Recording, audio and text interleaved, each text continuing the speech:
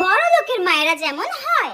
লা লা লা লা। হ্যাঁ, উফ, এখন আবার এই সময় কে ফোন করছে আমাকে? মেকআপের সময় আমাকে যত ডিস্টার্ব করে সবাই। হ্যাঁ বেটা শোনো না, আমার একটু ফোনটা এনে দাও না প্লিজ।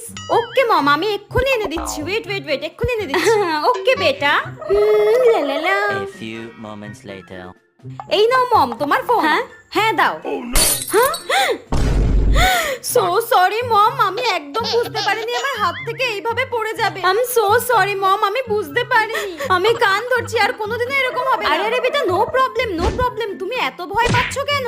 একটা জাস্ট ফোনই তো তোমার হাত থেকে পড়ে ভেঙে গিয়েছে, এর জন্য এত ভয় পাওয়ার কি আছে? হ্যাঁ তুমি রাগ করোনি আমার হাত থেকে ফোনটা পড়ে গেছে বলে? তুমি এমন ভাব করছো যেন তোমার হাত থেকে ডায়মন্ড পড়ে ভেঙে গেছে।